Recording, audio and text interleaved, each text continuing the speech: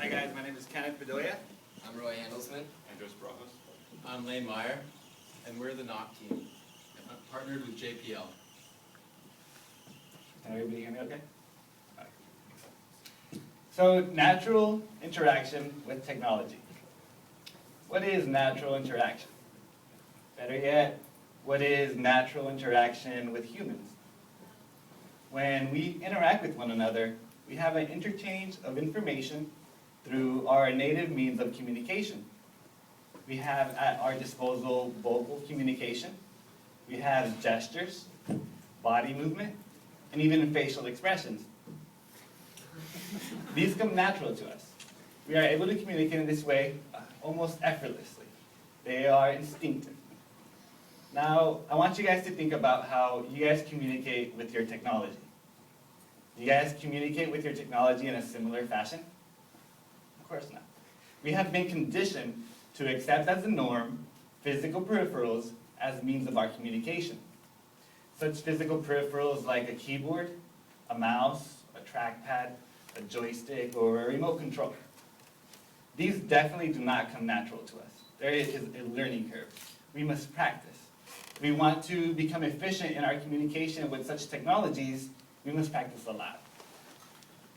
However, nowadays, we are in a time where interaction and communication with our technology can become a little bit more natural. And for that, we have the Microsoft Kinect. The Microsoft Kinect is a motion sensing device that enables the user to naturally interact with their technology. It is composed of a video camera, an infrared laser, and an infrared sensor, along with an array of microphones. It uses all of these components to accurately be able to detect gestures and voice commands from a user to its technology. It uses infrared technology to be able to accurately distinguish a particular skeleton, like the one you should see in a second, and it is able to distinguish its movements up to 30 times per second. This is the technology and the force that drives the Kinect to be able to distinguish all the different gestures of the user. So you may think, okay, yeah, that's a lot of cool technology, but what are some uses for it? To better illustrate the uses for our technology, let us use our partners, NASA JPL. NASA JPL they deal with a particular kind of technology. They deal with robots. And as of recently, they've been doing a lot of research in humanoid robots. A humanoid robot is a robot that is designed to look and move just like a human would. An example of a humanoid robot is the Robonaut 2. It looks really cool. It's designed to look cool and also be able to move just like a human would. So now I'd like you guys to think about it. Knowing that it has all the different joints that a human does, how would you be able to command it and manipulate it? If you had a keyboard, can you imagine all the different keystrokes you would have to remember to be able to move particular parts of his body? That'd be a huge learning curve and not very efficient. And of course, not natural at all. The Microsoft Kinect gives us the ability to create one-to-one mapping.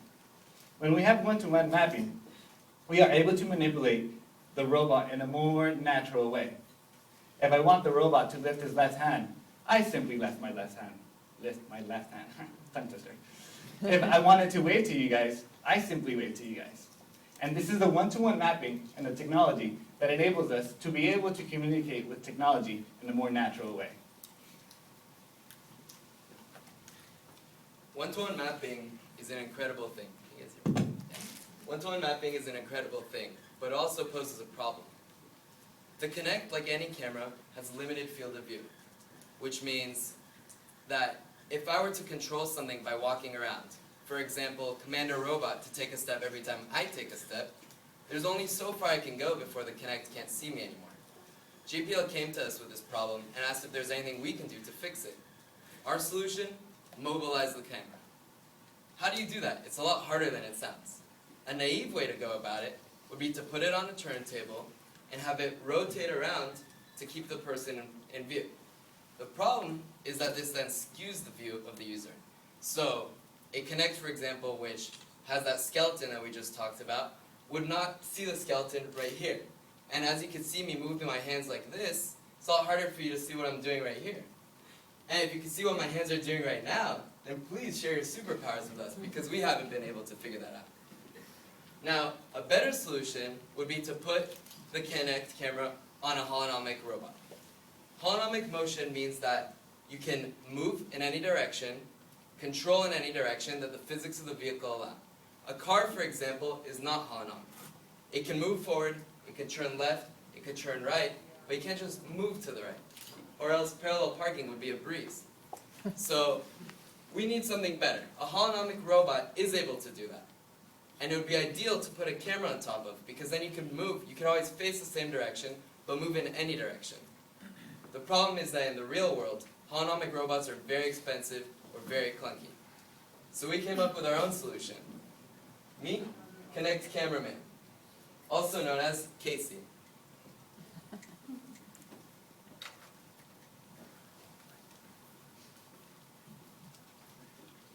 The Kinect Cameraman system consists of a Microsoft Kinect, a high-tech sail winch servo, shelving, an inertial measurement unit, or IMU for short, a laptop, a power board, and an iRobot Create. Since our solution was to mobilize the Kinect, we needed legs for our system. I'm not sure if any of you, or many of you may be familiar with the Roomba, the vacuum cleaning robot. We chose to use the iRobot Create for our system because it is easy to program and comes at a low cost. It is actually the Roomba, but without the vacuum. We have programmed the iRobot through iRobot Corporation's interface, which they call Open Interface. It's actually USB to serial communication. We're able to program our iRobot to drive forward, to rotate in its place, which is better than a car, but not quite holonomic yet. We are also able to know how far it is rotated because the iRobot has wheel encoders, which are sensors that watch the gears of the wheels to see how far they've moved. And we have all this information at our disposal. We also have a bumper, which is in the front of the iRobot, which you can see here.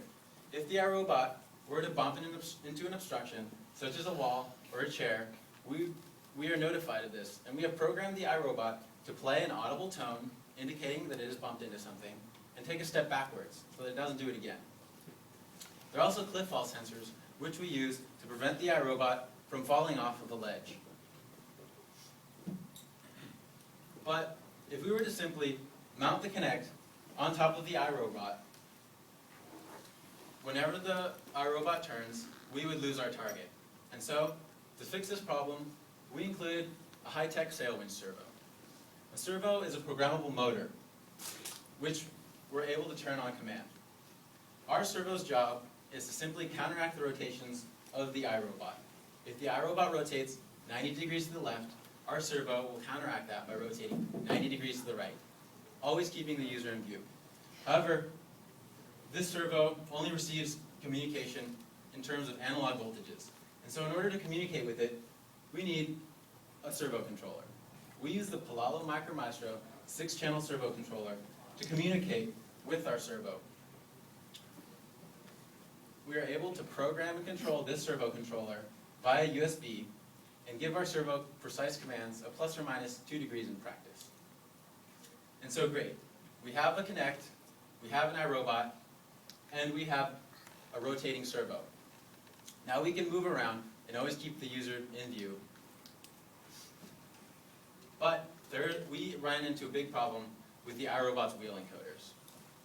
We found that these wheel encoders don't give us very accurate information. We think this is due to either a faulty sensor or the wheels occasionally slipping.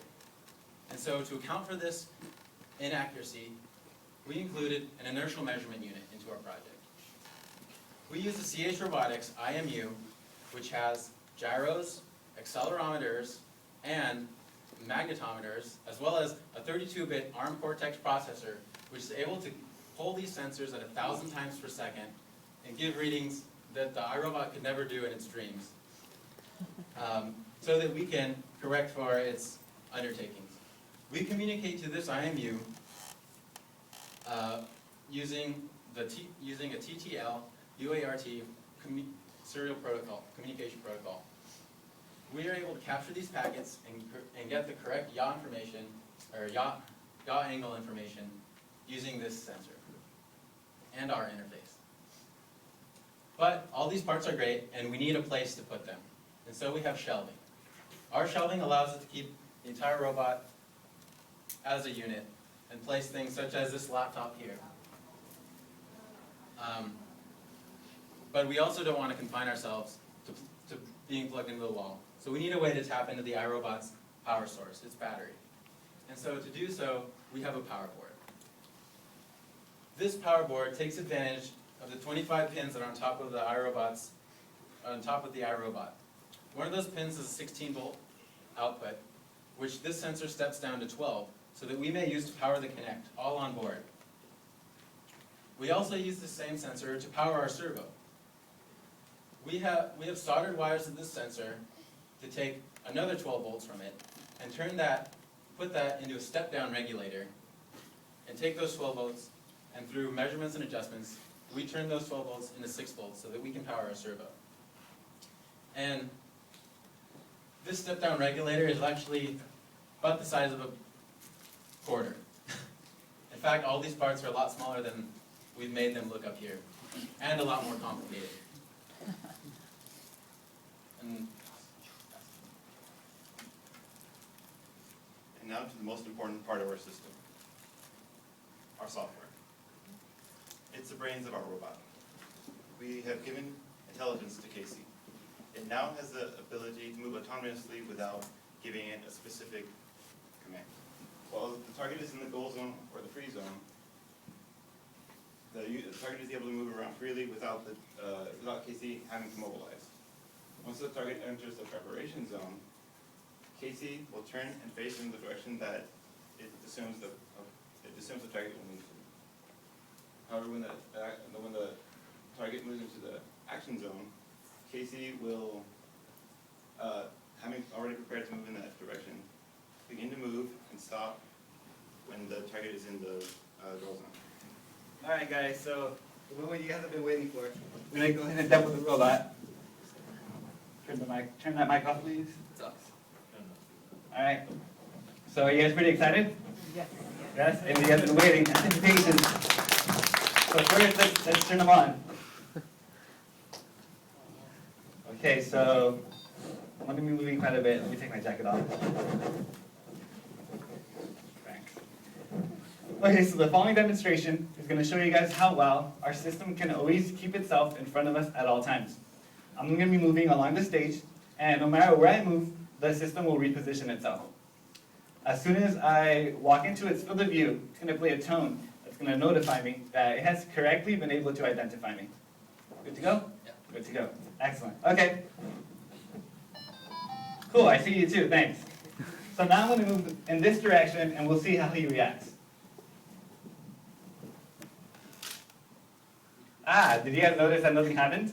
Do you guys know why? Because I haven't initiated him to follow me. So right now I can move along the stage and he's not going to do anything. So let's go ahead and tell him to start following me. KC, follow me. Now he'll follow me. Tricked you guys. Okay, so now I'm going to move in this direction.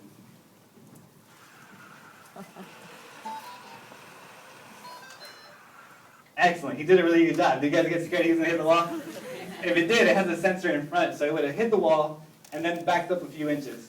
So now, let's get him away from the wall, because it's kind of scary there. I'm going to move towards you guys.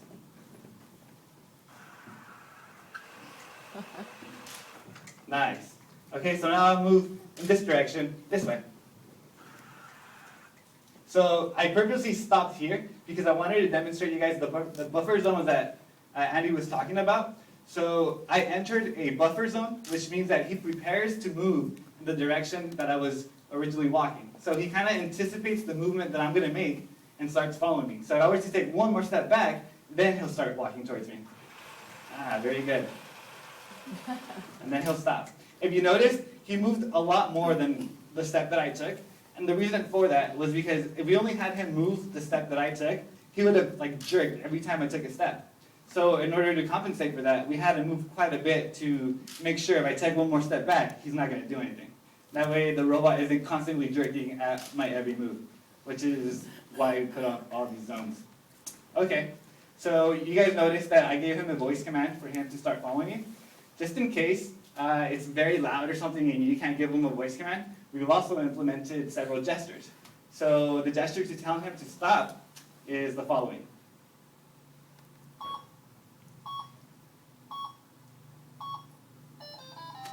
So he won't follow me anymore. See? Everywhere along the stage, wherever I move, he stops. And just in case I was to move like really close to the ledge and he was going and he was about to fall off, we do have sensors that will stop him in his tracks and play this tone. So by doing this, it'll tell whoever's around, get me off because I'm about to fall. But it won't really fall because it stops right at the edge, but it's really close. It's kind of scary. So as you guys can tell, our system was successfully able to keep itself in front of us at all times. You guys might be thinking, wow, that's all cool and all, but you guys have a lot of hardware on there, a lot of cool features that we can implement. Well, we thought the same thing. So, KC, launch video with Lane. He has voice recognition, so he was able to identify what I told him. He is processing all that data and performing the appropriate task. Right now, he's opening up the web browser. He is about to initiate a conversation with my friend Lane, and he is calling him, and we initiate a video call. So in a second, you should see it in the big screen there, and you should see the video feed. There you go. Hey Lane, how's it going? Hey Kenneth. What are you doing? Not much. I'm at this Capstone presentation. Oh, me too. I'm actually in the middle of something. There's a bunch of people who lost me. It's a good-looking audience. I wish you could see them. Yeah, it's too bad. Actually, wait a second. KC, look right. Wait, can you see them? Oh yeah. No. Wait a second. It's not a really good view. You can't see like the bottom, right? Yeah. Oh, let me take care of that. KC, tilt down. How about now? Can you see them? That's perfect. You Awesome. look really amazed. You guys want to wait on my friend Lane? Nice. Okay, I think I gotta go because I'm kind of in the middle of something.